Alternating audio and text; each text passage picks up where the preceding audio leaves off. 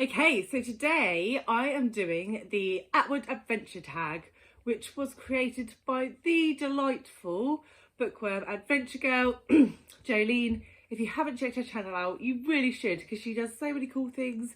She's been doing Mondays with Margaret, I think it is called, and she's been reading through all of the Atwood books, and just her content is great. If you like the sort of things that I talk about reading wise, she has quite similar reading tastes to me, so definitely go check her out. She is a delight. And I am just going to have to crack on because, in true drama fashion, I have 12 minutes until my next meeting starts.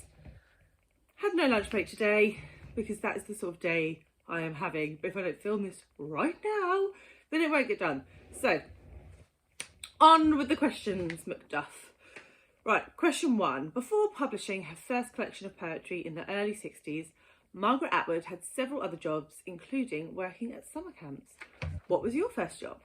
So my first job was a paper girl. Yep, I was a paper girl. And I remember I used to earn £13 a week. So that equated to £1 per paper round, because I did one in the morning and one in the afternoon every day except a Sunday, which was only the mornings, which made me think, well, that was nice on a Sunday. No, the papers were massive on a Sunday. Honestly, I was a weakling as a child. It took me like 3 runs back and forth to the post, to the shop to pick up all these papers, and it was a big drama. But I did that for like 2 years when I was 13 and 14, I think, and then I got to 15. I was like, this just isn't cool anymore, Gemma. Question number 2. While growing up, Margaret Atwood's family spent several months each year living in the bush in northern Ontario. What is a survival skill that you have that would help you survive living off the grid? I don't have that many sort of survival skills. I can't like fish or hunt or anything like that. But I do work in agriculture, so I could I should be able to identify like main edible plants at the right time of year, if that's helpful. So I'd be like, oh, you know, it's potato time, it's like August, potatoes might be ready, look for potatoes. I know what a potato looks like. Well, most people know, I know what a potato plant looks like. And like wild carrot and garlic and stuff, I could ID that quite early on. That's it, that's all I got. Question number 3. Margaret Atwood grew up reading comic books. Do you have a favourite comic book or comic book character? No, don't read comics. It is something that maybe I should have a little look into, but just not really my jam, so no. Question number 4. Margaret Atwood is not only a poet and author, she has also illustrated books and shown her creativity in so many other ways. What are some ways that you are creative? I'm not. I'm the least creative person on the planet. Can I draw? No. Can I sculpt? No. Can I sing? No. I can craft up a pretty good Excel sheet, if that counts as creativity. But other than that, oh, and I can do a decent PowerPoint presentation. Question 5. Some of Margaret Atwood's writing is inspired by myths, folktales and fairy tales. What is your favourite myth, folktale or fairy tale, and why? Well, I'm really quite into my Greek mythology at the moment. I read quite a lot of retellings last year, and then in December I read the Iliad, and I'm currently reading the Odyssey with the Eclectic Book Club, hosted by Shelley Swearingen and David Wiley. Check them out.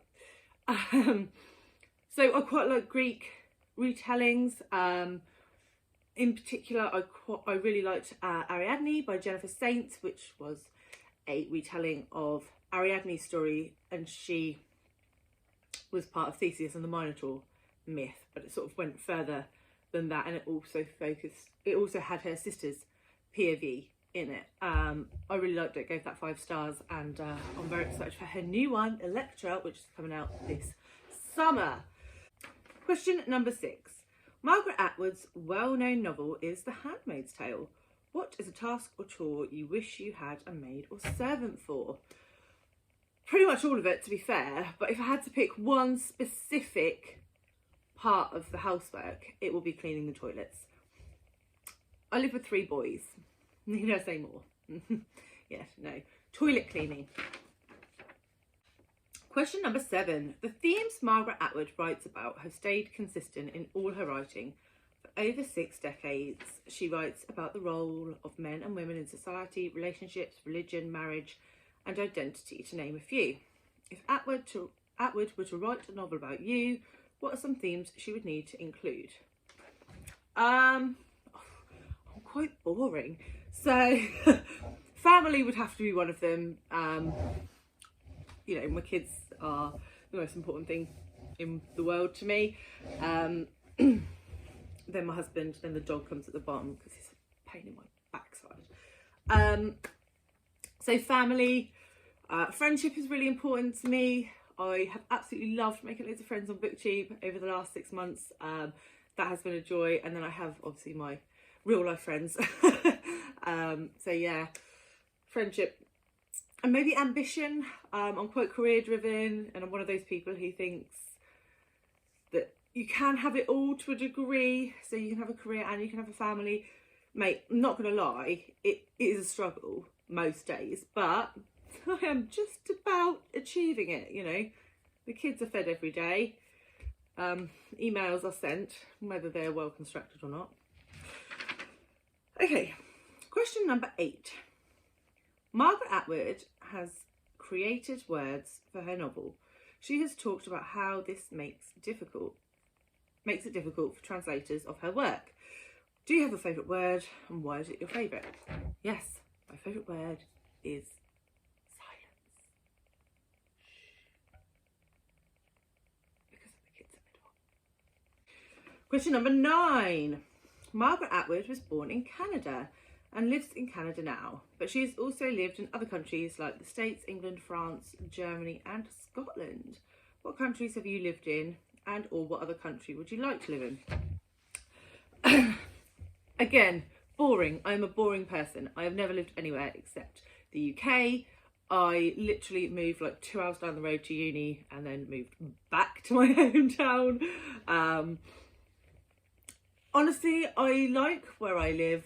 I live in the Suffolk countryside and I like it here. I would like a bit more sun, so maybe somewhere like New Zealand, which is quite similar in a lot of ways to the UK, but with a bit more warmth would be nice. But they've got a lot of sheep out there. I don't live in the West, that's where all the sheep are, and livestock smell.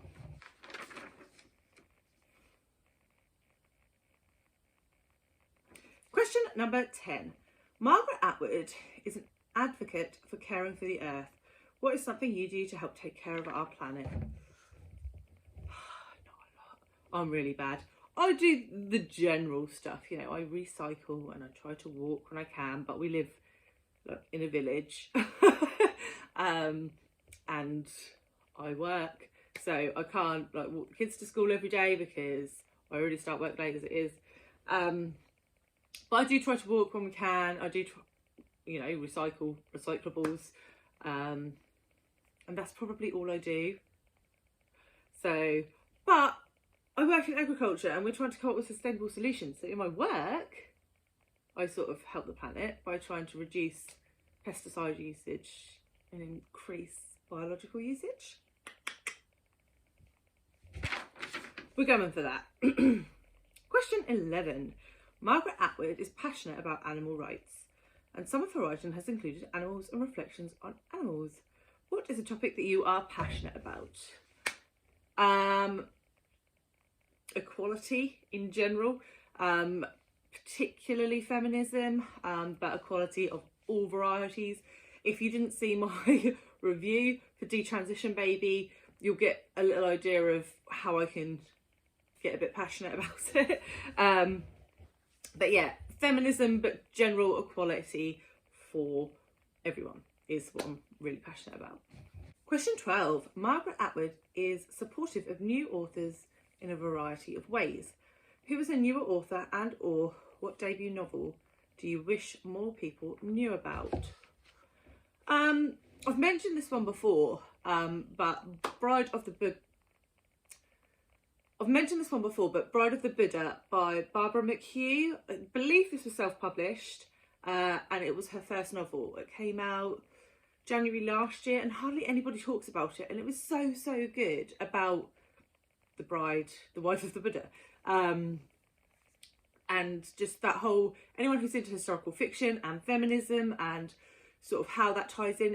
It's not overly religious. Obviously religion plays a big part in it, but it's about this woman and her journey and her understanding herself and her husband's motivations and how that impacts their family.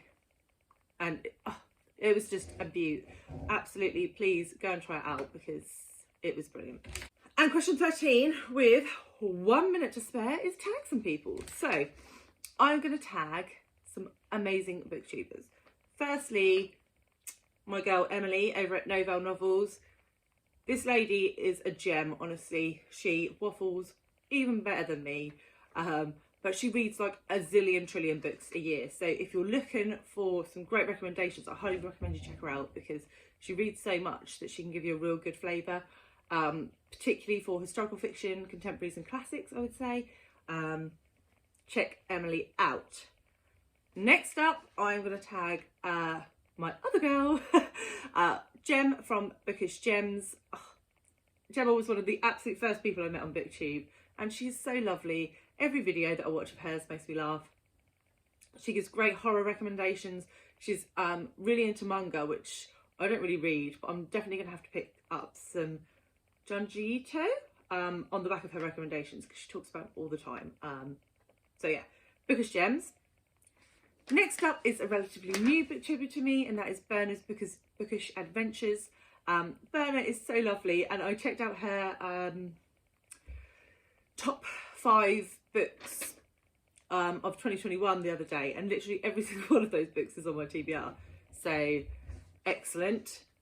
And the last person I'm going to tag is very literary Carrie. Carrie has, again, a lovely channel, and I am doing a buddy read with Carrie next month. I'm so excited. We're gonna, well, next month and March, we're gonna be reading Lonesome Dove. So quite the chunker, but I'm really looking forward to getting stuck into that with her. So those are the 4 people I'm going to tag. Thank you all very much for listening. Appreciate that you've sat here and seen me just go blah, blah, blah. But hopefully a more chilled style will be here for the video that goes up on Saturday. Right, love you loads. Bye.